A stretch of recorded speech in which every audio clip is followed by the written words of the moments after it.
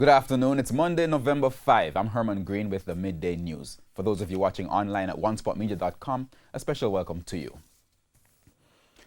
A man who the Trelawney police listed as a person of interest in connection with the contract killing of 50-year-old businesswoman Jacqueline Cargill Gardner at her business establishment in Trelawney, Falmouth, has turned himself in. 25-year-old Levon Williams, also known as Bulby of Dutch Hill in Trelawney, turned himself in to the Ulster Spring Police this morning. It was reported that about 4:15 Friday afternoon, Mrs. Cargill Gardner was at her business place at Foreshore Road when she was pounced on by 3 men armed with guns. They opened fire, killing her on the spot. A licensed firearm holder challenged the men, who fled, leaving behind a motor car. The police were summoned, and during a search of the area, 2 men were found suffering from bullet wounds. They were taken to hospital, where 31-year-old Philip Grinnon of Albion St. James was pronounced dead, while a 29-year-old man of Tower Hill, also in St. James, was admitted under police guard. Concerns have been raised in the public because of the increasing number of cases of violent acts against the nation's children. It has led to persons calling for serious intervention from the government to safeguard the children. TVJ News has been seeking some answers to, and TVJ's O'Shane Masters now has the details. Mayhem against the nation's children. Over the last few weeks, the situation has been grim as the cases of rape, murder, and domestic disputes have claimed the lives of approximately 5 children. Speaking with TVJ News this morning, State Minister with Responsibility for Youth, Floyd Green, indicated that the government, along with other stakeholders, are looking at ways to address the situation facing children. Mr. Green, however, noted that there are some challenges. Clearly, there are some of the most difficult to treat it based on the circumstances of how they occur, because oftentimes you have the people who are really charged with protecting the interests of the children, actually causing them harm. He also pointed out that many times with the death of a child, the rage is not focused on them, but they are caught in the midst of a domestic dispute. There is no justification at all, through any circumstances, to harm a child. So I think if we continue to take that multi-pronged approach to the problem, then we will see greater results. As for a timeline for the policy, he says that efforts have already been made, but greater focus is needed in the protection of children. But there is a reality in relation to the extent of the protection and the culture change. And I think part of it is that parents and adults also have to take that responsibility, have to internalize these messages, and all of us have to be putting forward the same message, whether it be government, whether it be NGO, whether it be communities, that it is unacceptable to harm our children, that every child is our child, and that our children should never be the ones who get the result of adult conflict. O'Shane Masters, TVJ News. Plans are well underway to upgrade the infrastructure at 5 public hospitals across the country. Health Minister Dr. Christopher Tufton says the move is necessary because of the challenges health providers continue to face in administering care to patients under poor working conditions. TVJ's Shamela Pullen reports. For years, failure to maintain public hospitals in Jamaica has been the #1 problem in the health sector. This has resulted in poor infrastructure, which has further impacted on the lives of those accessing care. But Health Minister Dr. Christopher Tufton says for the next 5 years, the government will be doing work on at least 5 of these facilities. Dr. Tufton says dialogue has started with the United Nations Office for Project Services, UNOPS, to get the work started. So we engage UNOPS, which is the United Nations construction arm, and they have done and just completed a study looking at 5 hospitals, which is Spanish Town, St. Anne's Bay, Mandeville, Maypen, and Kingston Public. They have made some recommendations which we are reviewing and discussing. Spanish Town Hospital will be the first to be upgraded. According to Dr. Tufton, this hospital has seen an expansion in its population. The idea is to upgrade Spanish Town to a Type A, which means adding more beds, adding more operating theaters, more specialist services, and then the others will have different adjustments based on an assessment of the population. So the plan will contain all of that as well as other things, but it is going to be our response to dealing with the inadequacies currently of hospitals. Dr. Tufton says the country has not seen a hospital built in the past 30 years, so it is long overdue. In addition to that, we're going to break ground next year for the Children, Pediatric and Adolescent Hospital in Montego Bay. And there's also some plans working on looking at the University Hospital in West Indies to expand the infrastructure there.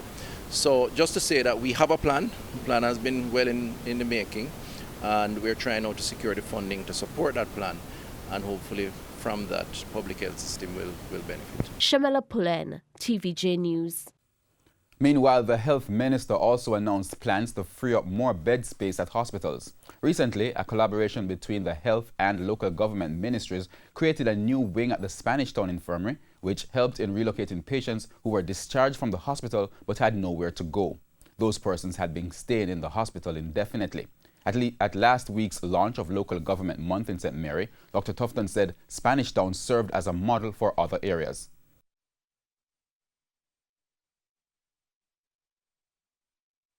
And that was a successful partnership, and we are now discussing a similar arrangement in Maypen, and we are prepared to look at other places, Westmoreland and other places, to do the same thing.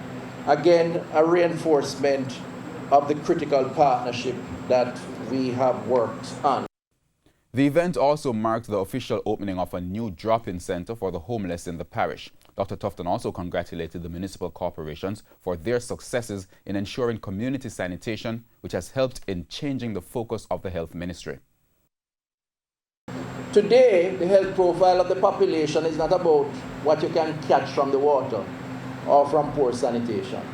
For the most part, the health profile of the population is what you acquire based on lifestyle.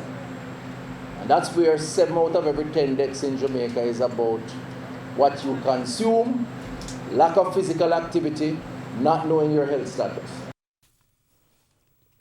A promise of hundreds of jobs in northwest St. Elizabeth this afternoon, despite the closure of the 2,000-acre Holland estate.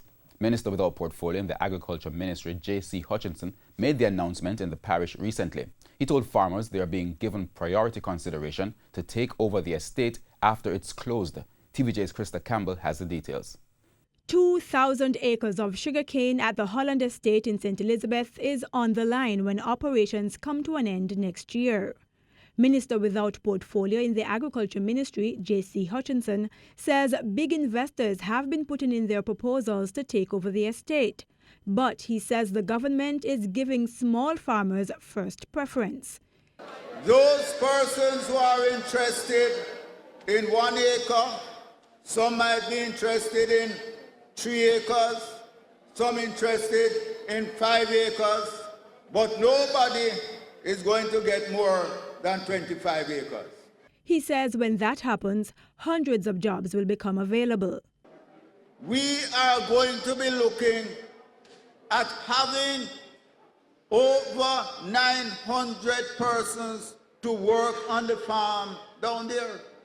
And with 2 foreign investors already interested in setting up a facility at the Holland estate, Mr. Hutchinson says the government is all set to move ahead with a plan for an agroeconomic zone. He says it will address once and for all the issue of spoilage and wastage in the agriculture sector. And that agroeconomic zone is one where you have grading, packaging, processing, cold storage, drying facility, everything under one umbrella, where the grade A goes to the hotel and export market. Grade B goes to the local market. Those who want to come and buy down there, come and buy it and come and sell it up here at Louisville. And the grade C, which used to remain in the field to rot, that is then also processed into puree or juice. He says the trash from the produce will also be used as feed or fertilizer. Krista Campbell, TVJ News. Director of the Road Safety Unit in the Ministry of Transport and Mining, Canute Hare, says he is concerned that very few motorists are taking in their vehicles to get their airbags replaced.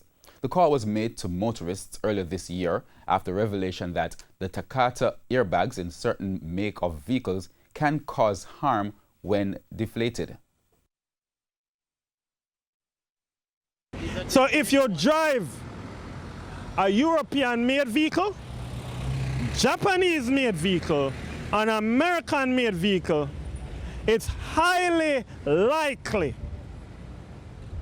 that your motor vehicle is equipped with a Takata airbag inflator. Mr. Hare says at least one dealer is making space to facilitate some of the vehicles which have been recalled because of the defective airbag. Some of the Takata airbag inflators are defective, not all of them. Some, but we don't know which ones. So therefore, we say go to the dealer.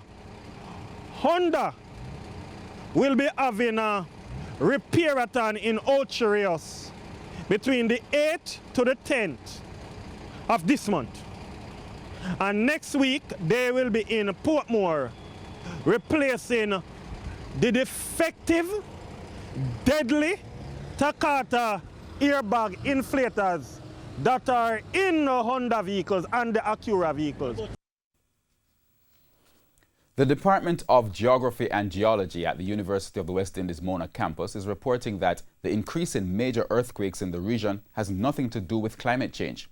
Recently, the Caribbean has been experiencing a series of notable quakes. TVJ's O'Shane Masters has the details. Is climate change the cause of the recent earthquakes that the region has been experiencing? Head of the Department of Geography and Geology at the University of the West Indies, Professor Simon Mitchell, says no. Is very, very little association. There are places where, for instance, if you fill a reservoir up with water, a very big reservoir, and you load the crust, then that can cause an earthquake. But so it's got to be something big. It's not just changing the temperature isn't going to do anything. Mm-hmm. Just in October alone, tremors were reported in Barbados, St. Vincent and the Grenadines, Martinique, Jamaica, Dominica, Grenada, and St. Lucia. Earthquakes were also felt in Haiti, which left at least 18 people dead and more than 500 injured. Trinidad and Tobago had a total of 10 small earthquakes. But Professor Mitchell says these earthquakes are normal. The edge of the Caribbean is a plate boundary. So what that really means is that that plate boundary is moving.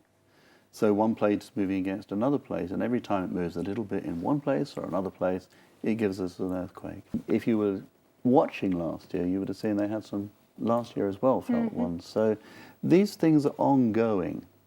It's just when you get the one big one that really does actually bring it home to you that it becomes very much into the news. He is predicting that Jamaica will have a major earthquake. The UWI Geography and Geology Department head says Jamaica experiences between 80 to 120 earthquakes each year, which mostly consist of small tremors. He noted that Jamaica's last major earthquake was years ago, and so pressure may have been building up along the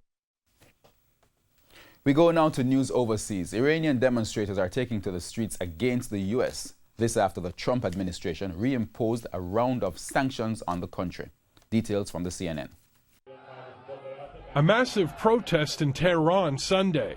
Iranians upset with President Trump's decision to reimpose sanctions. And coming here to say, down with USA, down with Israel, and all of your friends. President Trump announcing the move last week in a Game of Thrones-like tweet. Well, the Iran sanctions are very strong. They're the strongest sanctions we've ever imposed. And we'll see what happens with Iran, but they're not doing very well, I can tell you. Iran is not doing very well. The latest sanctions had been lifted in 2015 as part of the nuclear agreement negotiated during the Obama administration. Sources close to the White House say Mr. Trump's call to bring sanctions back is an economic war on Iran. We are doing a big number on Iran. The White House says it'll lift the sanctions if Iran meets 12 conditions. Some analysts say these demands basically call for a total regime change. We are encountering a real fight with our main enemy, America, and they're using all the resources they have and organizing a battle against us. The European Union, France, Germany, and Great Britain released a joint statement that said they deeply regret the further reimposition of sanctions by the United States. News now in sports. Reigning National Sportswoman of the Year, Alia Atkinson, continued her fine form in the FINA World Cup Series, winning the 50-meter breaststroke in 29.16 seconds in Beijing, China. This was Atkinson's second fastest 50-meter breaststroke victory of the season, behind her 28.56 seconds done in Hungary last month. And despite finishing fourth in the 100-meter butterfly, Atkinson lowered the national record to 57.36 seconds. She broke her own previous national record of 57.56 seconds done in 2017. Atkinson will next be in action in Tokyo, Japan from November 9 to 11. And that's the Midday News. I'm Herman Green. Join us at 7 for the Primetime News Package. On behalf of the news, sports, and production teams, good afternoon.